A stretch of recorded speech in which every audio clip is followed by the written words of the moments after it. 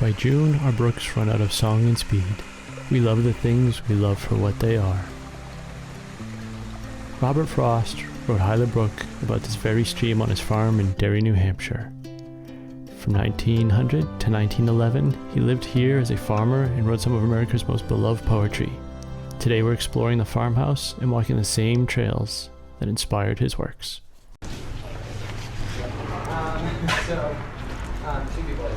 But right before we go in, though, As he said, Robert Frost sat there for sure. We got a utilitarian room, part of the back house, and we got some of his favorite work and spent himself in the labor of his axe and piled it 4 by 4 by 8, and then just left it there to rot out here in a frozen swamp.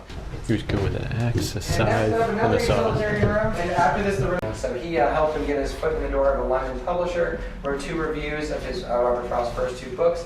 And by the time Robert Frost returns to America in 1915, he finds himself essentially famous overnight, largely thanks to those glowing reviews by no less than Fresh from Talk.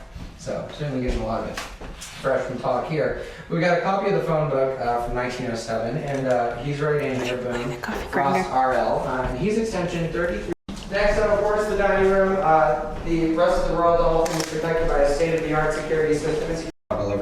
But it would have been pretty expensive, $6 per strip. So quite a pretty penny, honestly. And definitely doing a lot of reading and studying, and this is all they had pretty much for education and or entertainment.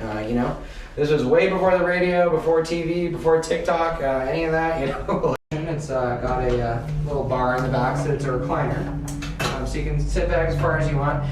Shooting up, and these roses are ready to drop down into the abyss. So I don't know. I don't think it's how it's supposed to be. But so we have a bit of a Hanging Gardens of Babylon effect, in here that we got to deal with now forever. But at least they consistently put it all upside down, so it's not too jarring at first glance. There's a lot of rusty nail protection for the ceiling.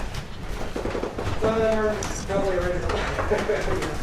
But yeah, so it is a commode, so kind of a training potty situation. And, for the use of the very young or the very old. But back then, all they had was oil lamps. So imagine trying to go pitch black with an oil lamp all the way down to the barn in the privy. You wanted a chamber. Did you check out the basement? I did. I'm just going to peek in real quick. It's got farm equipment, or I guess kind of farm equipment. Mm-hmm.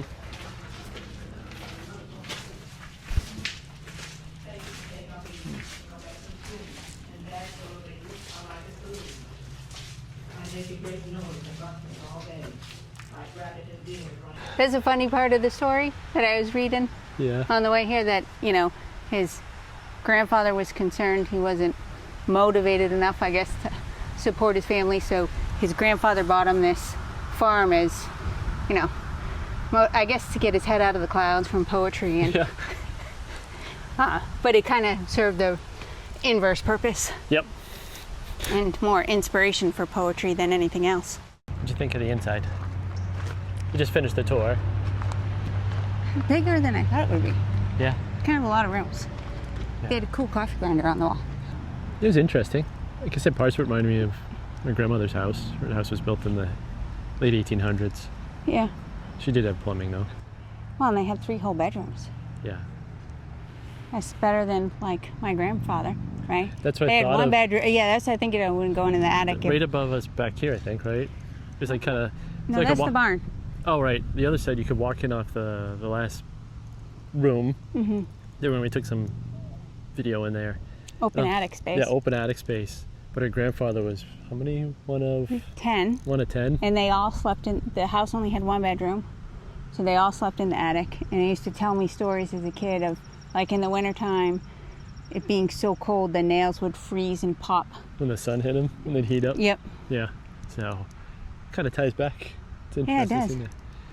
It's always interesting, you read about people and see that, but to actually be somewhere where they lived helps you understand a little bit. Well, and this just makes you think of, reading the leaves are all dead on the ground. Yeah. Save those that the oak tree is keeping, which is what things typically look around here in the wintertime.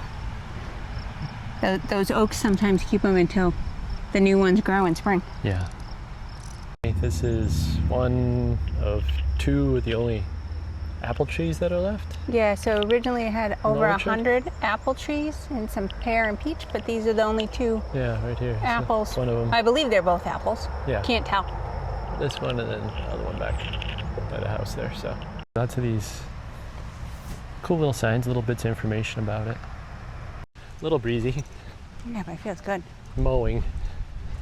That's what they said inside. It says But it doesn't say the axe. the scythe and the pen were his favorite tools. Mowing the lawn was a little different back then. I don't think I'd want to mow the lawn back then. No, if that's your lawn too. And there was one across the street. Yeah, the pasture was across the street. We don't record the Yeah, they the said tour that too much because the last owners of the place before the state bought it, it was basically a junkyard called Frosty Acres. Yeah, And they stripped everything that was growing out, all the loom, sold it, and then loaded it with trash cars. I think I first saw this. When we bought a car like 10 years ago? Yeah, it's been on my list of places. All the poems are on the trail match the ones that are in the video. Oh, maybe. Yeah, they started the tour with a video of Robert Frost reading stuff and then Leslie Frost reading it. Yeah. It's from 1974, the video we watched. Yeah, but the Robert Frost recordings were obviously older than that since he died in the 60s. But they said there's 60 acres now, which is bigger. They had 28 acres at the time, I think is what... Yeah, well, and they said that Frost was still alive when the Frosty Acres owned it and went to who was it that was doing the Kennedy's Secretary of the Interior to get it claimed as a national forest? It's part of they're establishing a lot of wildlife areas and stuff. Yeah. So they actually set up bigger boundaries then than he had. Yeah, so these must have been all the walls of the property. Yeah. So when we go through here, we'll be going, I guess, off of his original property. What they said on the tour, he was down in Methuen, Mass. Yeah. Was going to get roped evicted. into some deal with chickens. On chickens with this guy, was he a vet or a doctor or whatever? I think he was a veterinarian. Had 300 chickens. Yeah, 300 chickens. He was on a little property. The landlord, the woman's like, yeah, you can't stay here. Mosquitoes. You're out. So they got stuck trying to figure something out. His paternal grandfather kind of saved the day. His paternal grandfather became a superintendent of one of the big mills. Had the money. And for $1,700. And $17.25 because the 25 was to fill the barn. Right, with hay. But the deal was he had to make a go of it for at least 10 years. Yep. And then it would become his, Robert Frost's. So he couldn't sell it, he couldn't do anything with it. Right, so he felt like an indentured servant, like he was stuck. He had it, and then his grandfather died a year later, but in his grandfather's will he said it had to be 10 years from when he died, so he had to stick here for 11 years. And then in 1911, as soon as he could, he sold it. He sold it. And moved to England. Yeah. So it's still walking along the little trail at the back line of the property. Leslie Frost was talking about in that reading of Robert Frost poem. Nice little brook. Spring during the spring, dries up in the summer. Oh yeah, covered with leaves. Yep.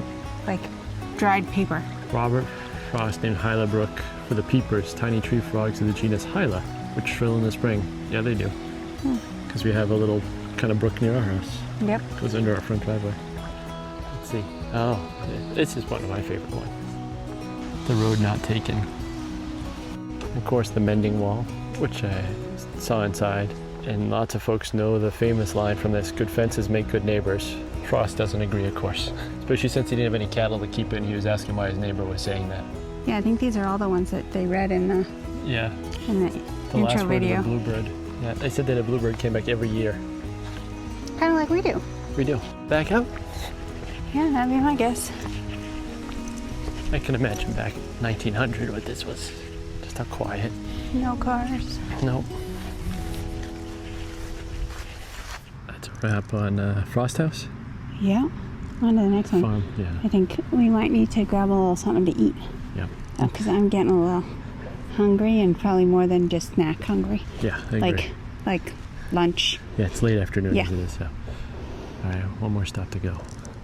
Next one. It'll be a little bit of Nostalgia. reminiscing. Yeah, we'll talk about that when we get over there. It's time for me